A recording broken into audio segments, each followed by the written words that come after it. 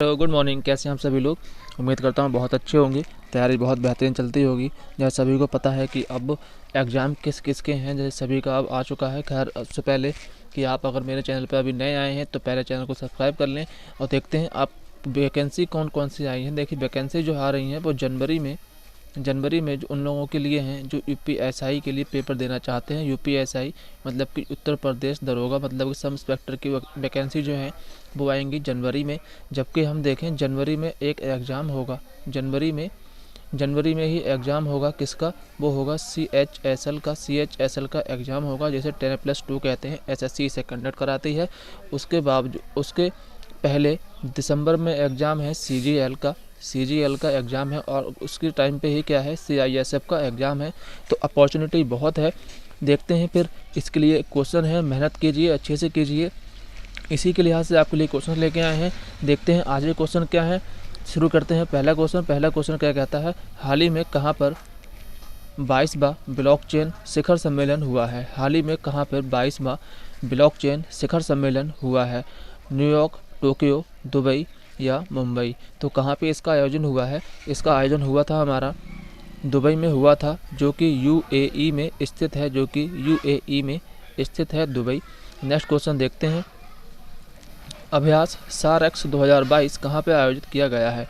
अभ्यास सारेक्स 2022 कहाँ पर आयोजित किया गया है? अभ्यास सारेक्स जो है 2022 में वो कहाँ पर आयोजित किया गया है? अभ्यास हमेशा इम्पोर्टेंट रहते हैं हमेशा के पेपरों के लिए, जैसे कि इस बार भी बहुत सारे क्वेश्चन पूछे जाएंगे और पूछे जा चुके हैं। देखिए यह हुआ कहाँ था? यह आयोजित किया गया था चेन्नई में है आयोजित किया गया था। जबकि यह राष्ट्रीय समुद्री खोज और बचाव से संबंधित था। राष्ट्रीय समुद्री खोज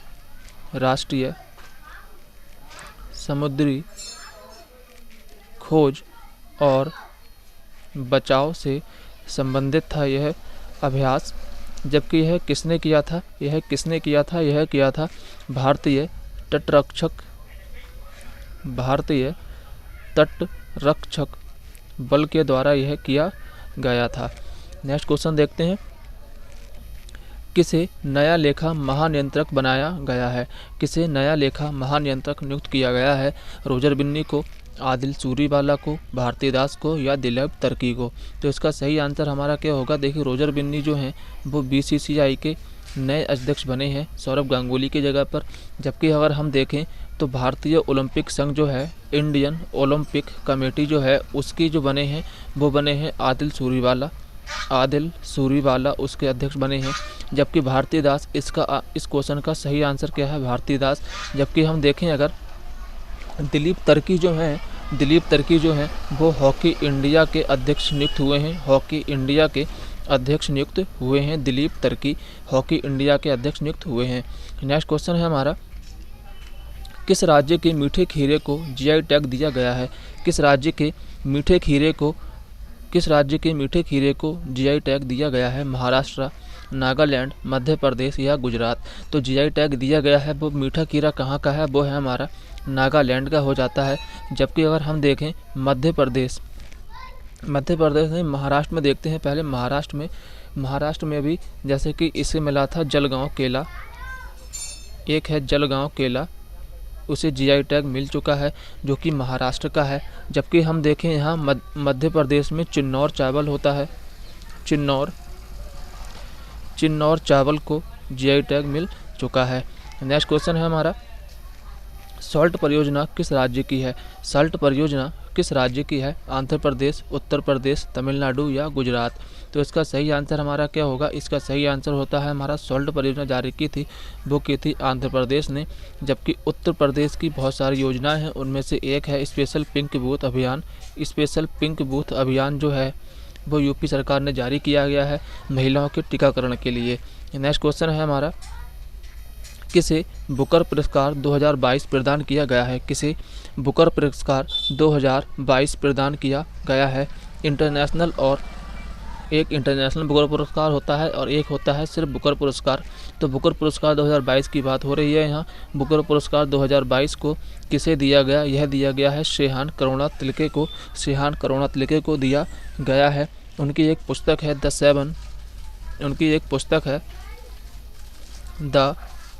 7 द सेवन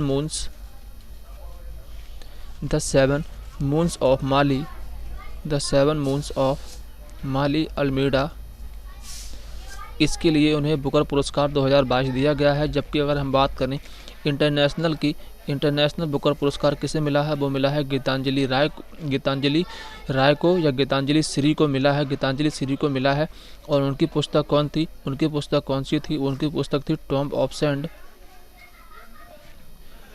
ऑफ सैंड उनकी पुस्तक है, जिसके लिए उन्हें मिला है। हिंदी के लिए पहली बार यह पुरस्कार गीतांजलि श्री को दिया गया है।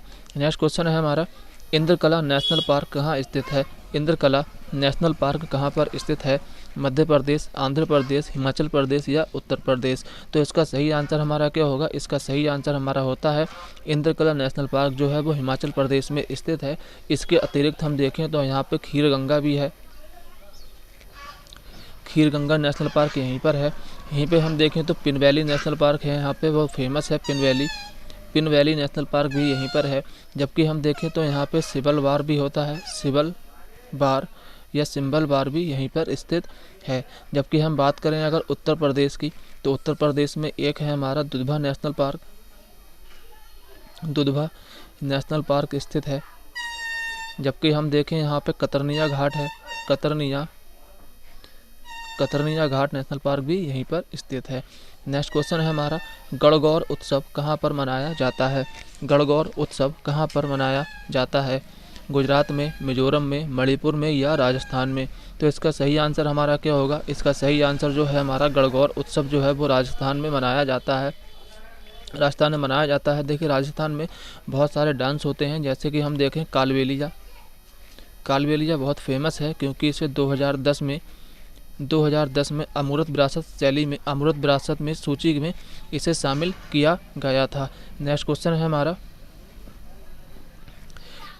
धुनुची नृत्य कहाँ पे किया जाता है। धुनुची नृत्य कहाँ पर किया जाता है, नागालैंड, पश्चिम बंगाल, असम या केरल। तो धुनुची नृत्य वो किया जाता है पश्चिम बंगाल में। पश्चिम बंगाल में एक होती है दुर्गा पूजा पश्चिम बंगाल में होती है, जो कि विश्व में भी बहुत ज़्यादा प्रसिद्ध है। और यह विश्व में यह बहुत ज़्यादा प्रसिद्ध है दुर्गा पूजा। इसे यूनेस्को ने अपनी सूची में शामिल कर रखा है। नेक्स्ट क्वेश्चन है हमारा, विश्व खाद्य दिवस कब मनाया जाता है। विश्व खाद्य दिवस कब मनाया जाता है, इसका सही आंसर क्या होगा। विश्व खाद्य दिवस जो है हमारा वो कब मनाया जाता है, विश्व खाद्य दिवस कब मनाया जाता है। तो इसका सही आंसर हमारा होगा 16 अक्टूबर को। इसका सही आंसर जो है हमारा वो होता है 16 अक्टूबर को। इसकी थीम क्या थी, इसकी थीम इस बार 2022 में इसकी थीम क्या थी, इसकी थीम थी नो वन लीव बिहाइंड, इसकी थीम थी 2022 में। जबकि अगर हम देखें 1 मई को अंतर्राष्ट्रीय मजदूर दिवस मनाया जाता है। 1 मई को अंतर्राष्ट्रीय मजदूर दिवस मनाया जाता है। जबकि 24 अक्टूबर को संयुक्त राष्ट्र दिवस मनाता है, यूएनओ दिवस मनाया जाता है। जबकि हम बात करें अगर 25 जनवरी की बात करें, अगर हम 25 जनवरी की बात करें तो यहाँ पे मतदाता दिवस मनाया जाता है, जो कि बहुत फेमस है। नेक्स्ट क्वेश्चन है हमारा, ग्लोबल हंगर इंडेक्स 2022 में भारत का स्थान क्या है। ग्लोबल हंगर इंडेक्स 2022 में भारत का स्थान क्या है, 101, 135, 107 या 180। तो इसका सही आंसर हमारा क्या होगा, इसका सही आंसर हमारा होता है 107 में। जबकि यह 101 जो है वो 2021 की रैंक है, और 107 जो है वो 2022 की रैंक है। जबकि 135 जो है वो जेंडर गैप रिपोर्ट है, जेंडर गैप में भारत का स्थान है 2022 में 135। जबकि 2021 की बात करें तो 140 थी। 180 जो है वो पर्यावरण सूचकांक में यह रैंक है भारत की। नेक्स्ट क्वेश्चन है हमारा, शून्यता का प्रतिपादन किसने किया था। कपिल, नागार्जुन, विष्णुगुप्त या एपीजे अब्दुल कलाम। तो इसका सही आंसर हमारा क्या होगा, शून्यता का प्रतिपादन करने वाले भारतीय ही थे, और उसका नाम था विष्णुगुप्त, उनका नाम था नागार्जुन था। जबकि हम बात करें एपीजे अब्दुल कलाम की, तो इन्हें मिसाइल मैन ऑफ इंडिया कहा जाता है। मिसाइल मैन ऑफ इंडिया कहा जाता है। मिसाइल मैन ऑफ इंडिया कहा जाता है। इनकी कई सारी पुस्तकें हैं, जैसे कि हम बताएंगे विंग्स ऑफ फायर इनकी पुस्तक है, जबकि इनकी एक पुस्तक है इग्नाइटेड माइंड इनकी पुस्तक है। नेक्स्ट क्वेश्चन है हमारा, अजूथाचंद पुरस्कार कहाँ का सबसे बड़ा पुरस्कार है? अजूथाचंद पुरस्कार कहाँ का सबसे बड़ा पुरस्कार है? जो अजूथाचंद पुरस्कार है वो कहाँ का सबसे बड़ा पुरस्कार है? असम, केरल, गुजरात या तमिलनाडु? तो इसका सही आंसर जो है हमारा वो होता है हमारा केरल में। केरल का यह सबसे बड़ा पुरस्कार है। नेक्स्ट क्वेश्चन है हमारा, महिला क्रिकेट एशिया कप 2022 किसने जीता है? महिलाओं का क्रिकेट एशिया कप 2022 किसने जीता है? श्रीलंका ने, भारत ने, पाकिस्तान ने या बांग्लादेश ने? तो इसका सही आंसर हमारा क्या होगा? इसका सही जो आंसर है वो हमारा होता है भारत ने। भारतीय महिलाओं ने यह जीता था, जबकि हराया किसे था? श्रीलंका को हराया था। श्रीलंका को इसने हरा दिया था। जबकि हम देखेंगे भारतीय टीम की कप्तान, भारतीय टीम की जो कैप्टन थी वो कौन है? वो है हरमनप्रीत कौर इनकी कप्तान थी। नेक्स्ट क्वेश्चन है हमारा, इनमें से किसकी स्थापना अनुच्छेद 256 के तहत की गई? इनमें से किसकी स्थापना अनुच्छेद 256 के तहत की गई है? अंतर्राज्यीय परिषद, राष्ट्रीय जल विभाग, केंद्रीय अल्पसंख्यक आयोग या नीति आयोग? सब जानते हैं कि नीति आयोग की स्थापना 2015 में की गई। योजना आयोग के स्थान पर इसकी स्थापना की गई थी। जबकि केंद्रीय अल्पसंख्यक आयोग कोई संवैधानिक संस्था नहीं है, ना ही नीति आयोग कोई संवैधानिक संस्था है। केंद्रीय अल्पसंख्यक आयोग की स्थापना की गई थी 1957 में, जबकि इसका हेडक्वार्टर जो है वो है इलाहाबाद में इसका हेडक्वार्टर है, जिसका नाम अब प्रयागराज हो चुका है। जबकि हम देखें इसका सही आंसर जो है वो हमारा राष्ट्रीय जल विभाग है। इसकी स्थापना की गई थी 1957 को। अनुच्छेद था 256 था। जबकि हम बात करें कि राष्ट्रीय जल आयोग जो है वो सुप्रीम कोर्ट के प्रारंभिक क्षेत्र अधिकार में नहीं आता।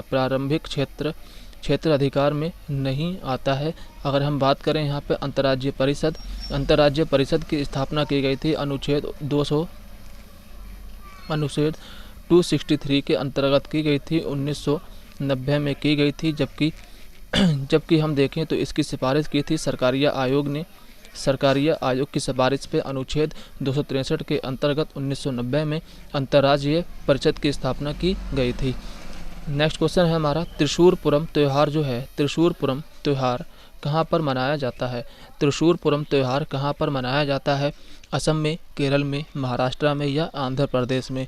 तो त्रिशूरपुरम जो त्यौहार है वो मनाया जाता है केरल में मनाया जाता है। जबकि हम देखें महाराष्ट्र में नृत्य कौन कौन से होते हैं? यहाँ पे होते हैं लावड़ी, जो कि यूपीएससी पैड में पूछा जा चुका है।